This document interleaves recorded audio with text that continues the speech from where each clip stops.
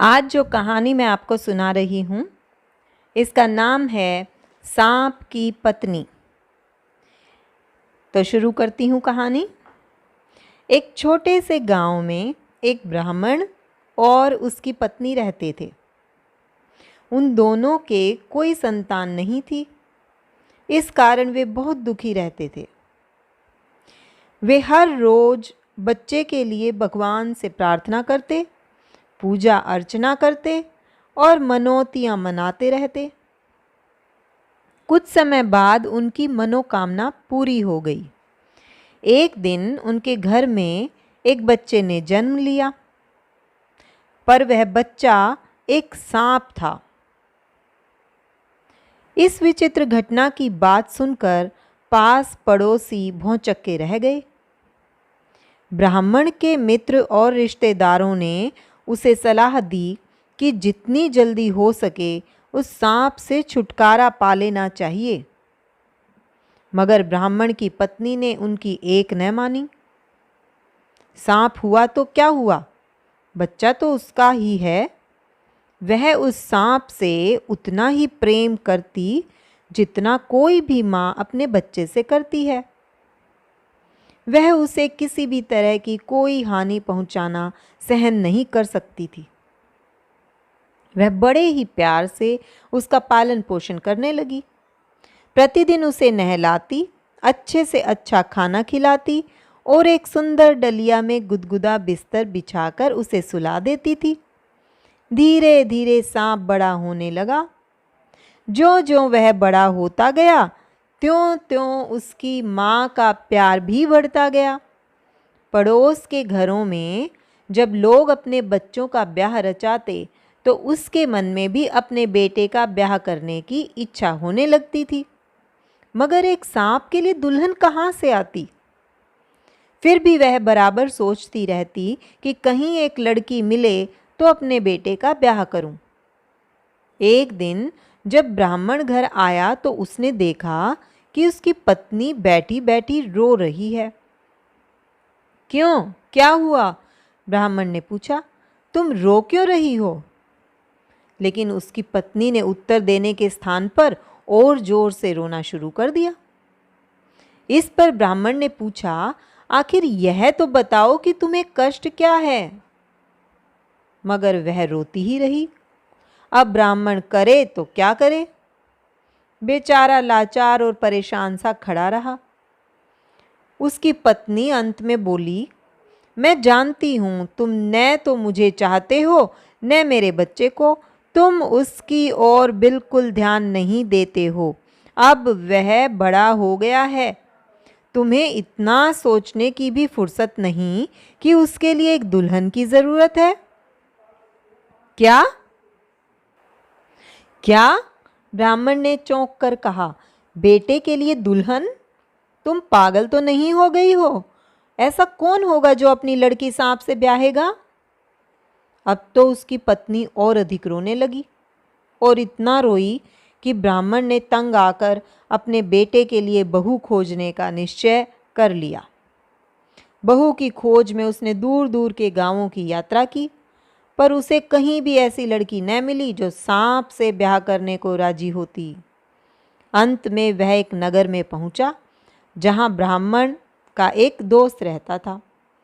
दोनों में अच्छी दोस्ती थी।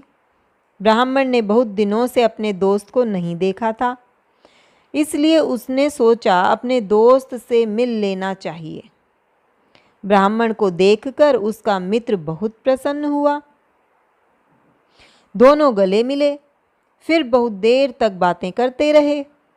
अंत में ब्राह्मण के वहां से विदा होने का समय आया तो उसके मित्र ने उससे वहां आने का कारण पूछा।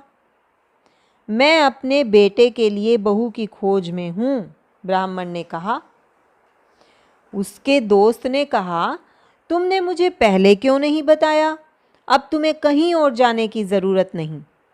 तुम्हारे लड़के के साथ मैं अपनी बेटी का ब्याह करूंगा। वह सुंदर है और तुम्हारी बहू बनने योग्य भी है। सहसा यह बात सुनकर ब्राह्मण असमंजस में पड़ गया। उसने कहा, मित्र, अच्छा होता कि तुम पहले एक बार मेरे बेटे को देख लेते। अरे नहीं, उसके दोस्त ने कहा, इसकी कोई ज़रूरत नहीं। मैं तुम्हें और तुम्हारी पत्नी को जानता ही हूँ। मेरे लिए इतना ही काफ़ी है। अब समय बर्बाद करने की कोई आवश्यकता नहीं। मैं अपनी लड़की को तुम्हारे हाथों में सौंप रहा हूँ। तुम उसे ले जाओ और अपने लड़के के साथ उसका ब्याह कर दो। जब वह लड़की को लेकर घर पहुंचा तो उसकी पत्नी खुशी से फूली न समाई। उसने तुरंत ब्याह की तैयारियां शुरू कर दी। जब इस ब्याह की खबर गांव वालों तक पहुंची तो वे लड़की के पास गए और समझाने लगे कि उसे सांप के साथ विवाह नहीं करना चाहिए। इस पर लड़की ने कहा, मेरे पिताजी ने लड़के के पिता को वचन दिया है कि मैं उनके लड़के से ही विवाह करूंगी। मैं अपने पिता की इच्छा के विरुद्ध कोई काम नहीं करूंगी। अगर ब्राह्मण का लड़का सांप है तो मेरा विवाह सांप से ही होगा। दूसरे दिन सांप के साथ लड़की का ब्याह हो गया। लड़की सांप के साथ रहने लगी। वह अपने पति को बहुत चाहती थी और अच्छी पत्नी की तरह हर प्रकार से उसकी सेवा करती थी। सांप पहले जैसे ही डलिया में सोता रहा। एक रात जब वह लड़की अपने कमरे में सोने आ रही थी तो उसने देखा कि कमरे में एक सुंदर नवयुवक बैठा है। लड़की ने उसे पहले कभी नहीं देखा था।